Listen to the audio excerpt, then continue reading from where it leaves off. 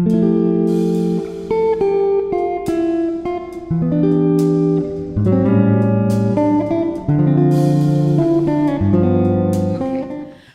Holly Hall and friends. Welcome back. This is our final review of the year, and we're sad about that, but hasn't it been fun? We've enjoyed meeting new authors and hearing their stories and more about their new books. It's just been a real pleasure for us. So thank you, authors, for joining us for this year. We'll have more in store for next year, and I'll tell you in a few minutes. Now today we have Katherine Center. We were supposed to have Katherine last year, but of course, you know, COVID had other ideas, so we didn't get to have her. Katherine is such a joy and so much fun to be with. I know you're going to enjoy today. So, you know, I can't even talk. The Dallas Morning News has something to say about Katherine. She said, reading a book by Katherine Center is like having a long lunch conversation with an old friend that you haven't seen for a long time. It's familiar, it's cozy, and it's satisfying in the most soul-nourishing way. Doesn't that sound great? Now, a few quick things about our distinguished author. Katherine is a graduate of Vassar College and a New York Times best-selling author of How to Walk Away and Things You Save in a Fire. Boy, don't we need to know that. As well as Happiness for Beginners, The Bright Side of Disaster. She must have known about 2020 before we did. Anyway, also The Lost Husband, which was made into a movie, and it was #1 on Netflix last summer. How about that? Now, you talk about famous. Woo! Katherine's novels were published in translations all around the world. She's won many awards. Some of these are the Rose State President's Distinguished Author Award, the Girls Inc. Strong, Smart, and Bold Award, the Writers in the School Founders Award, the St. John School Maverick Award, and finally the Vassar College Fiction Prize. Wow! Katherine is also a speaker on writing and reading and how to tell stories that impact our lives. She's given a talk on how to teach us empathy. Boy, do we need that today. Her work has appeared in O Magazine, USA Today, In Style, Red Book, People, The Atlantic, Real Simple, and others. Katherine lives in Houston and with her awesome husband. Don't you love her that she calls her husband awesome? Not sure we all can do that, but close. And she has 2 sweet children and her fluffy little fierce dog. So isn't that wonderful? Katherine's going to speak to us today about the joys of reading and know how as a young girl she began to write and on to the grown-up struggles of becoming a writer. She truly has succeeded, and you're going to see. A big welcome to Katherine. Glad it worked out this year. Hello, Katherine.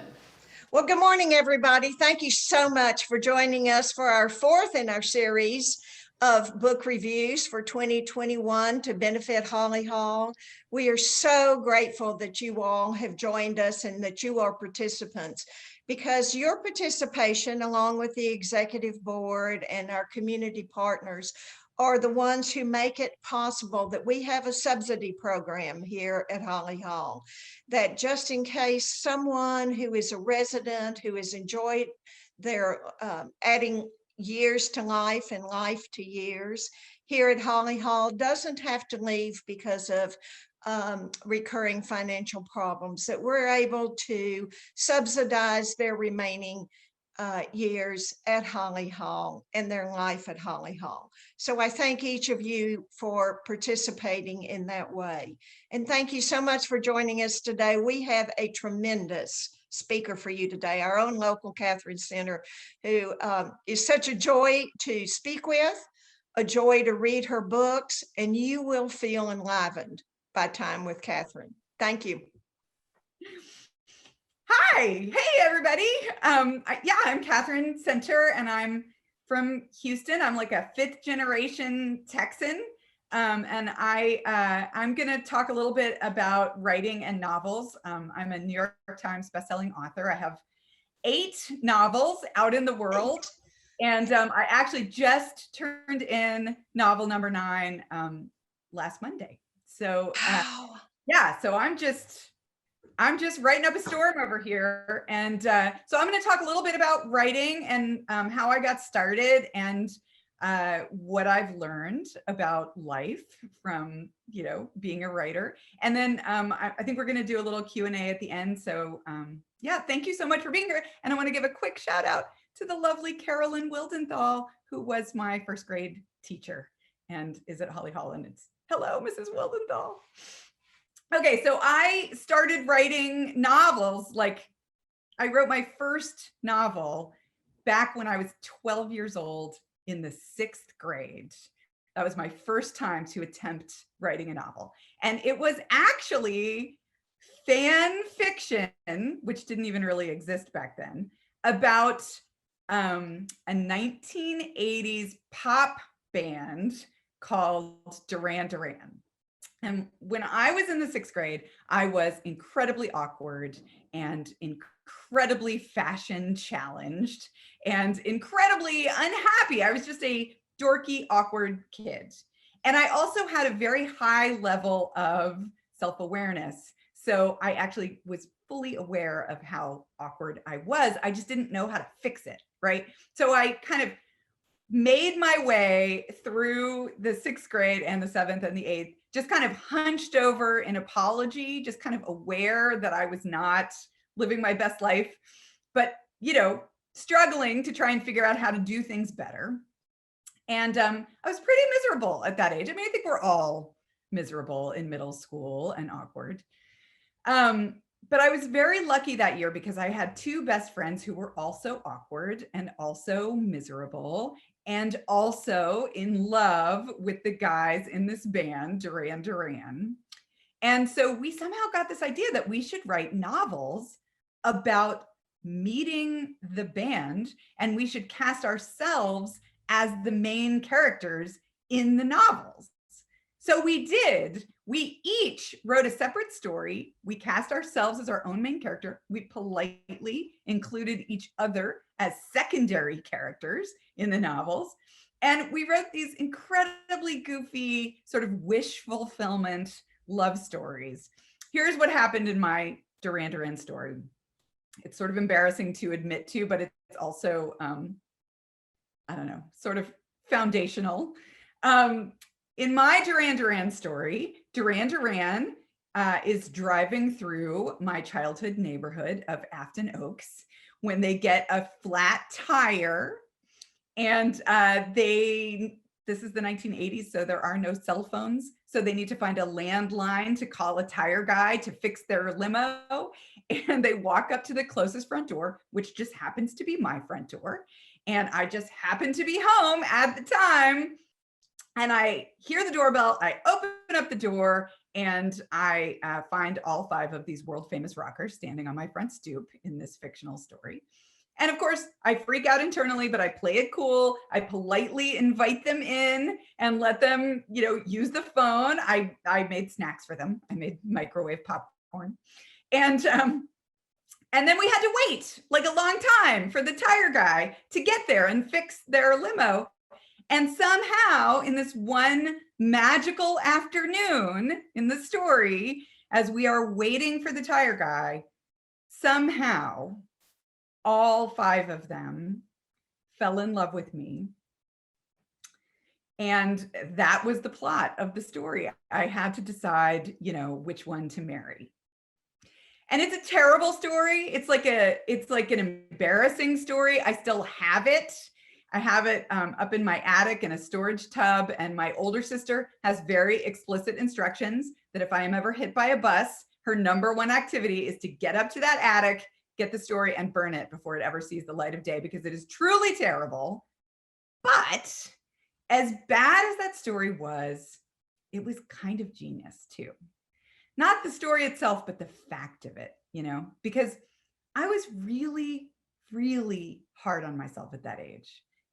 All I did all day long was just sort of make lists of my own personal flaws and areas for improvement. I did not have a kind word for myself. And I was really, really, really desperately in need of some hope. I was really in need of some encouragement. I really needed to believe that even though I did not have it together at that age, that there was at least hope for the future, that I at least had some potential to figure it out. And I managed to kind of brilliantly invent these fictional characters who could say all the kind and encouraging things to me that I refused to say to myself at that age. And it was actually bliss because, you know, I would spend all week long just suffering through the school week the way that only sixth grade girls can suffer. But then on the weekends, I would get together with these two best friends and we would have sleepovers at somebody's house and we would put on our PJs and bust out our little, you know, spiral notebooks and pile into somebody's bed and we would read our novels to each other in installments. And that was so much fun, so blissful, not only to share what I had written in my story, but to hear about what I was up to as a character in the other stories. And it was really like my first taste of the very particular magic that stories can create in your life. You know, because stories are a very particularly powerful way that we can talk to ourselves. You know, stories have this ability to kind of make their own rules and straddle all these crazy categories that human beings like to make for everything, you know, like reality versus not reality, for example. Stories do a very particular thing. And I've kind of spent my entire life ever since sixth grade trying to figure out exactly what that thing is and how it works. And this is one of the things that I figured out. When you read a story or watch a movie or binge watch a television series on Netflix, whenever you engage with something fictional, a piece of fiction, something really specific happens to you that doesn't happen to you anywhere else in human life. Because you know the story is not true, but you believe it anyway.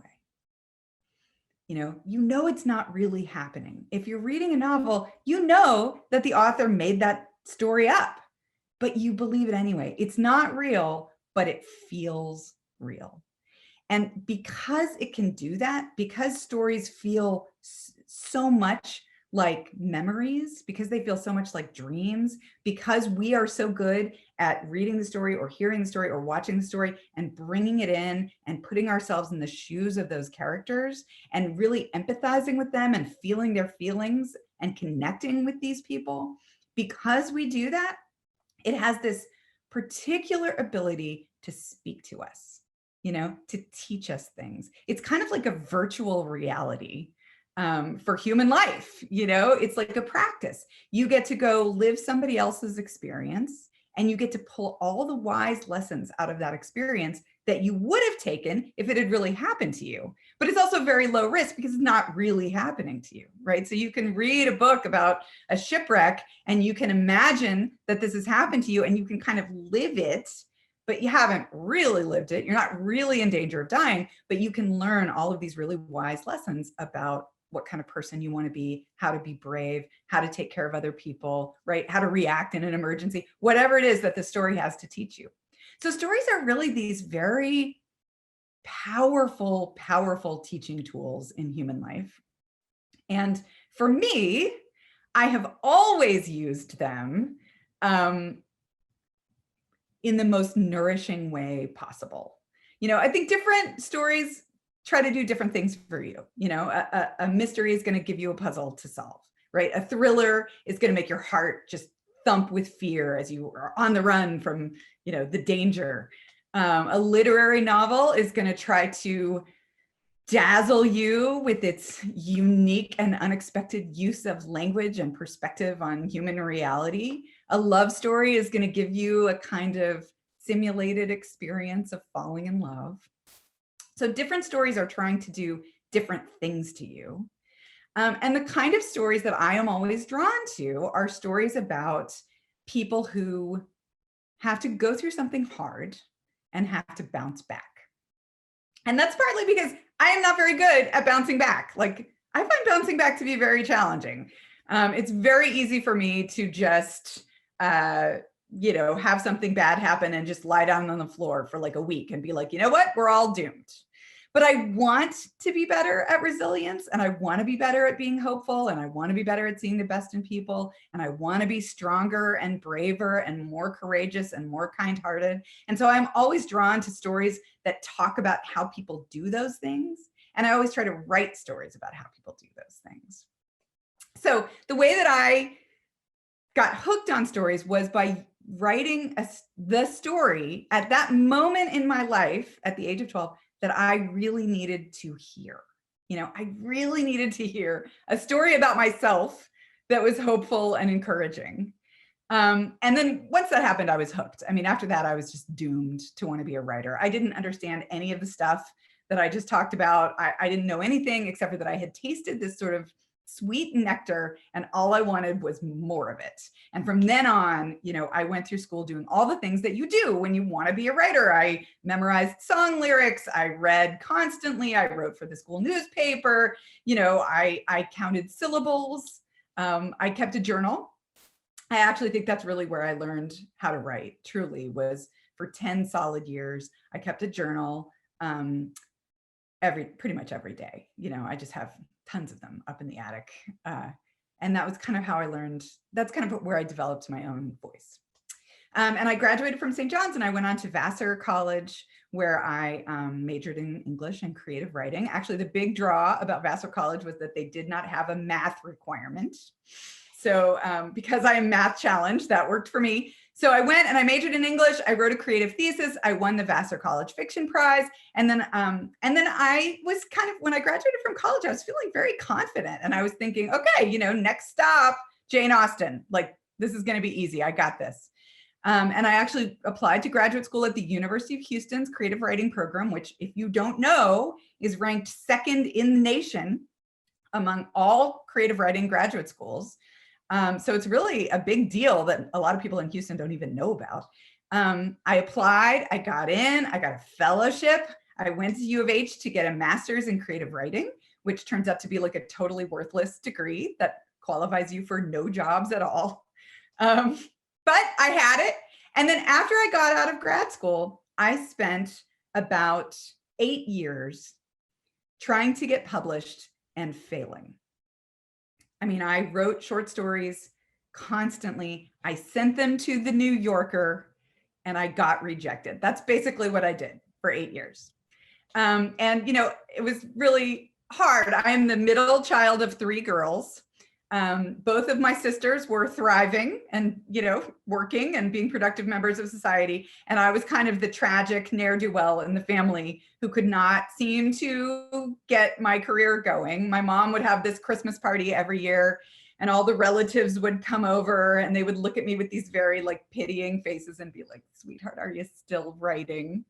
And I would have to admit that I was still writing, and no, I had not managed to publish anything. And it was humiliating, and it was embarrassing, and it felt like this sort of tragic affliction that I had, that I kept trying to quit but failing. I would think to myself, you know what, I'm done. This is not healthy. I'm not getting anywhere. I'm quitting. I'm just gonna move on. I'm done. I quit forever, moving on. And then a week later, I would get another idea for a story, and I would just start up again.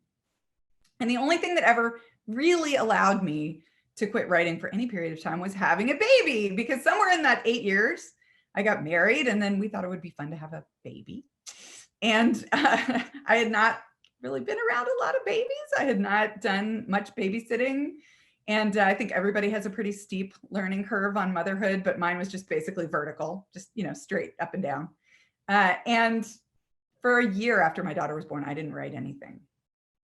And it was very strange, because every wise thought that I'd ever had about life, I had at least journaled about, if not written many, many poems, essays about. And here I was, a mom, my whole understanding of love and sacrifice had been redefined, and I hadn't written anything about it. Felt weird. And I was telling my sister about it, and sort of complaining on the phone one night, saying, I haven't had time to write anything, not even a grocery list, since having this baby, and I feel weird. And she dared me to write a novel. about being a mom. She was like, you should write a novel about being a mom. And then she just went, how hard can that be? And they were just like the perfect words at the perfect moment. And the very next morning, I woke up with an idea in my head for a novel. I had never tried to write a novel before. I was terrified, to try and do anything that long. I had only ever written like 15, 20-page short stories. A novel was in my mind, 300 pages. How was I even going to do it? So I put it in the largest font that there is. I put it in Courier, and I made the margins like 1.5 inches around the page, thinking I'd rack up pages quickly and that would encourage me. But actually, I didn't really need to be worried, because it turned out once I started writing that novel, I realized, like within days of starting to write that novel, that I should have been writing novels all along, that was sort of the thing I was born to do. Because the minute that I started writing that novel, I felt that feeling that you get when you're reading a novel that has you totally hooked. That feeling when it's like getting late and you should go to bed and you have to get up in the morning, but you just don't want to stop reading. And you're like negotiating with yourself for just like one more paragraph. I had that feeling for the story I was writing. And I wound up writing that entire story in 6 weeks, which is incredibly fast. Nowadays, it takes me more like 6 months. But I was like a champagne bottle being corked. There was just fiction everywhere. It had been so long since I'd written anything, and I had things to say. I had wisdom, new wisdom from being a mom. And I wrote this novel, and I was gonna try to sell it, find an agent. I'm not like an overly confident person. It's very easy for me to sort of give up on myself. That's kind of one of my specialties. But I gave myself a talking to, and I said, this is good. This novel is good. This novel is funny. This novel talks about motherhood and life in ways that are not out there in the world. It's a kind of worth it. Don't give up on this novel, right? You, Katherine, are going to be brave, and you're going to do what you have to do to find somebody who can help you publish this thing. And I was really going to do that. I really was. I got it all ready. I put it back in the correct font, which is Times New Roman. And I was totally ready to like send it out and start looking for an agent. And then I got pregnant again. And then the next thing I knew, we had another baby. We were back in Newbornville, and I totally forgot about the novel. And the grand finale of my story of how I went from being totally unpublished for many years to being suddenly a published novelist is that one day when my kids were like 1 and 3, I went to the park here in Houston with another mom who had little kids. We were just moms hanging out with our kids at the park. And she spotted a lady across the way who she knew about, who was a published novelist. And she was like, see that woman over there? That's the neighborhood novelist. And I was like, do we have one of those? And she was like, yes. And you need to go over there and you need to make her help you publish your book. And of course, I was way too shy to do that, right? Because if anyone can ever help you in life, you need to get as far away from that person as possible. So I like dashed off and was like trying to get away, but my friend just marched right on over, and she was like, that is my friend Katherine over there. She's written a novel. It's sitting in a drawer right now, but it is hilarious. And don't you want to help her get it published? And this very kind woman actually offered to help me. And she wound up sending the novel to her agent, who wound up offering to represent me. And she, that agent got, she sent it to 8 different publishing houses in New York, and there were 4 that were interested, and she actually got them into an auction that turned into a bidding war. And I had this kind of Cinderella story where suddenly there were 4 publishers. After all those years of being rejected, there were 4 publishers who wanted my novel. And I wound up at Random House. I wrote 4 books for Random House. The last one was a book called The Lost Husband, which actually got turned into a movie last year, which was pretty thrilling. I got to go be an extra in that movie, so that was quite a highlight. And then I switched over from Random House to Macmillan, and I've now written 4 books, almost 5, for them, and I'm deliriously happy to be there. It's been a very long journey of trying to figure out how to have a career and how to reach out to readers and how to connect with the kind of people who are going to like the kind of story that I write. But a few books ago, I hit the New York Times bestseller list with a book called How to Walk Away, and that has made it much easier to find people, or for them to find me, one way or the other. But basically, I'm still on some very basic level, even though I no longer write stories about 1980s pop bands, I am still kind of writing the same kind of story, even now, even 30 years later. I'm writing stories that are hopeful. I'm writing stories about people who have to struggle and figure out how to encourage themselves. I'm writing stories about people who have to go through hard things and figure out how to be better on the other side. So that's what I do. Yeah, so that's me. That's my talk. And it's really fun to be here. And I'm glad to answer any questions that y'all want to throw at me. How does that sound?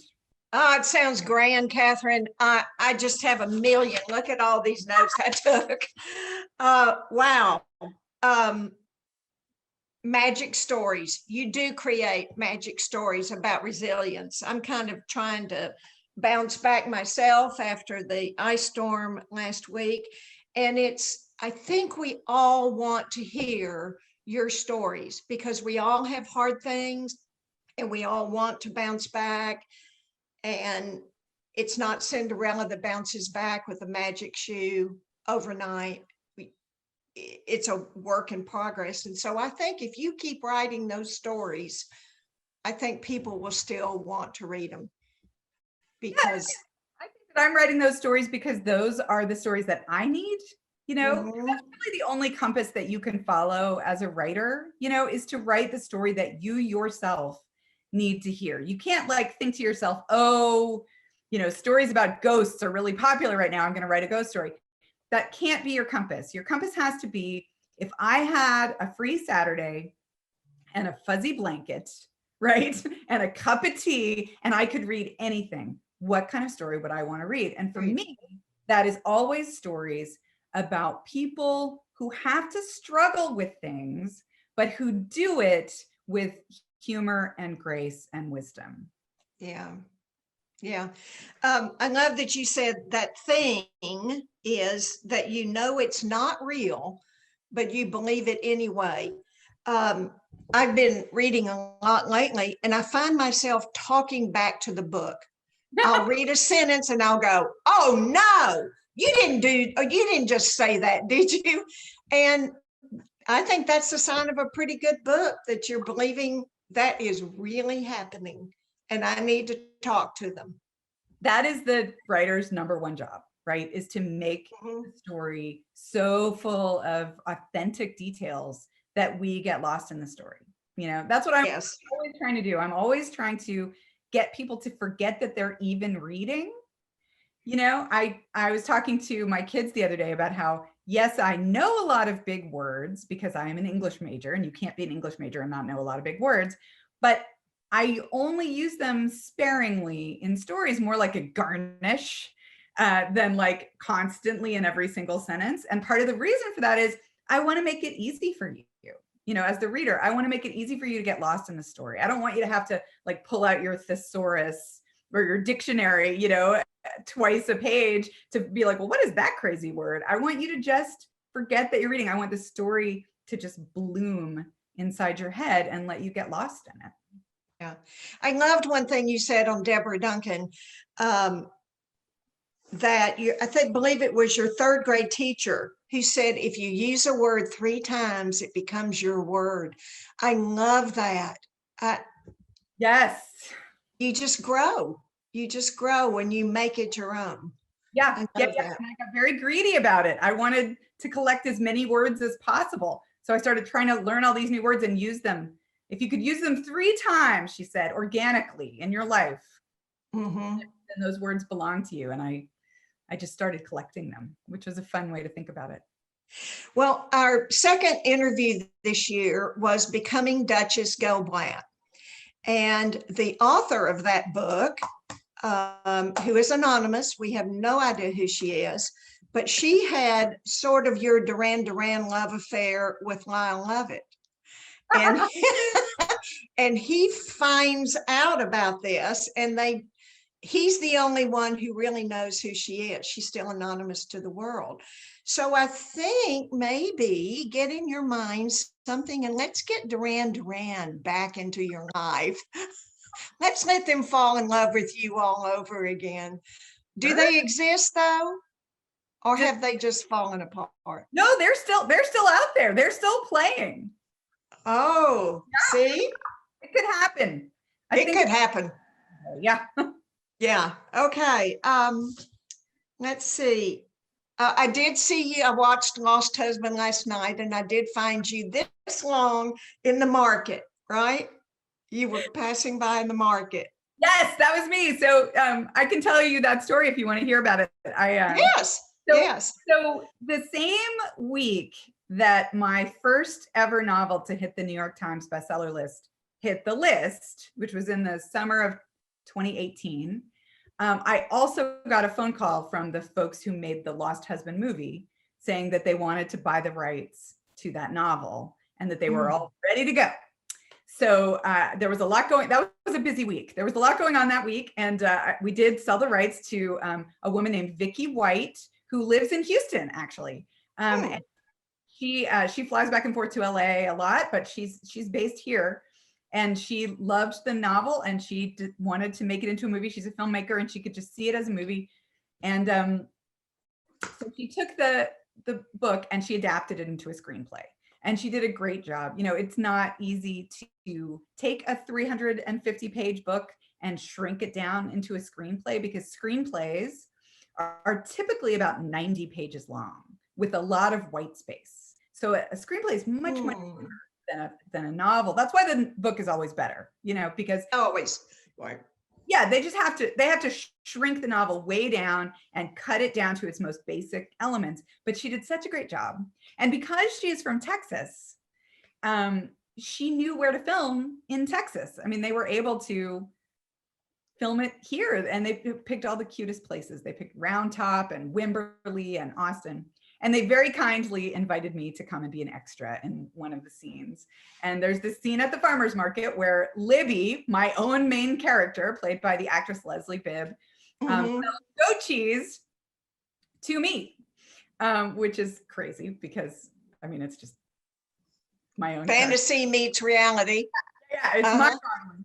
But the most mind-boggling thing about that day was getting to meet the male star of the movie, Josh Duhamel, who is, I mean, what can you say about Josh Duhamel? He's such a movie star. You know, he's just so dreamy. He's like 7 feet tall. He's huge. He's like a human buffalo.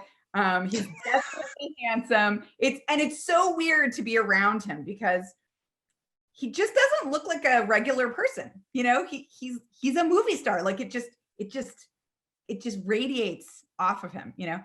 And he actually came over and introduced himself and said hello. He was like, oh, you know, you wrote the novel. It's so nice to meet you.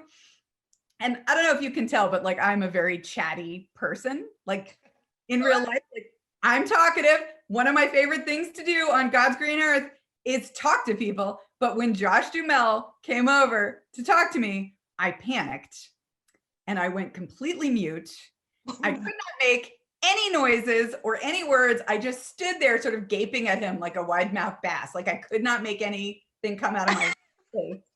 And my husband was there that day, as was my mom and my kids. We all got to go to the set. And my husband was just staring at me like, what's going on with you, lady? And I was like, I don't know, something's happened. But it's so weird to be around somebody who's that famous. Yes. Because you can't think, you know, you just panic. I felt like a rotisserie chicken at the grocery store. Like my skin got all crackly and weird. I just did not know what to do with myself. So, but it was very fun. It was kind of exhausting, but it was very thrilling. And yeah, if you watch the movie, which is on Netflix and all the services, you know, it's out there. You will see me in that scene looking sort of befuddled, but there it is. But and there it is. It's me standing next to my son, and my mom is in a cute little pink sweater. So it's my husband and daughter had to leave for a field hockey tournament, but 3 of us got to stay. So it was great. That was fun. That was fun. Okay, well, I think we have a wonderful question from your first grade teacher who is a resident at Holly Hall. And she asked that perhaps you could make your next setting at Holly Hall Retirement Community, because everybody here have got long stories, right? Yeah, I believe it. Actually, my next book, the setting for my next book is on a Texas ranch, which I'm actually really excited about because my family has a ranch. It was my grandparents' place, and my mom still runs it, and she crossbreeds Herefords and Brahmas. And it has never occurred to me to set a book on our ranch. You know, The Lost Husband is a story set on a farm in Texas, but it's not our farm. It's, you know, it's just a kind of a fictional farm. But the setting for this new story is actually literally our ranch. So it was so much fun for me to get to mentally, especially during the pandemic, right? Trapped in the house, to mentally go out to the Brazos River and be on this big cattle ranch that belongs to our family. Yes. And anybody outside of Texas thinks we all have ranches with cattle. So everybody will love hearing about a Texas cattle ranch. You know, I went to Vassar College in New York from Texas, you know, back in the day. And every kid I met wanted to know if I rode a horse to school. And I was like, nope, we have a little thing called a car. Yeah, just imagine. It was funny. It's just so fun to visit with you, Katherine. You are just bubbles personified. I love it. And I love that there's just so much joy that you share in the midst of people that have been knocked down. Yeah, you know, I really think that's what stories are for, at least for me. You know, I mean, there are people who I guess are looking for something else than stories. I can't say what everybody's looking for, but for me, stories are very much about healing, right? Yes. About getting stronger, about seeing how other people do it and trying to learn from their attempts and their choices and the ways that they try to live their lives. But ultimately, I think, you know, when you read a story about a main character, a point of view character, if the writer has done their job properly, you're not just going through the story sort of side by side with that character. If the writer's done a good job, you're like stepping into that character's, you know, you're not just going through it with them, you're going through it as them. Like you kind of merge with that person in a really profound way. And whatever they want, you want that thing too, right? And whatever they care about, you care about it. And if they're scared, you're scared. And if they fall in love, you fall in love.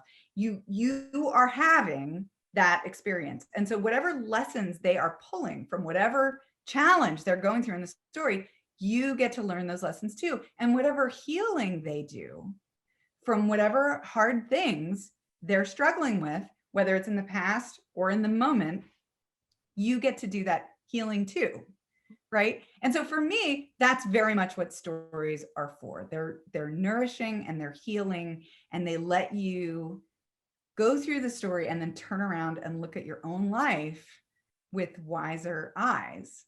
And that's what I'm always trying to do for people. And I will also say that when I was younger, because I'm now in my mid-40s and I'm very wise now, but when I was younger, writing and talking about writing and thinking about writing was very much about trying to prove myself, you know, because the thing about being a writer is, and this is true for any creative job that you might ever have, whether you're like a juggler or a magician or a singer or an actor, any job that is kind of audience based, you know, you never really know if you're good, for sure. You know, you're only kind of ever as good as the audience thinks you are, you know? And so you don't have an external measure for whether or not you're reaching your own potential, and you don't really know. The ground is always kind of shifting under your feet. And that's why I think a lot about what my own internal compass is as a writer. That's why I think a lot about how to guide myself through the process of figuring out what to write about and how to write it. But when I was younger, I thought about writing as something that was kind of about me. I was trying to prove myself to other people. And so when I wrote something really good that I knew was working, I was happy because it was like, oh, that shows everybody that I know how to write. You know, I'm proving myself. But what's happened as I've gotten older is that has totally shifted.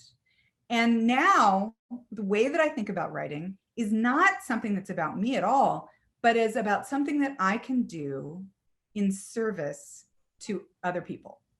You know, if I do a good job of telling a really powerful story, that is a gift that I can give to other people. They can pick up that book, they can read that book, they can have some good laughs, right?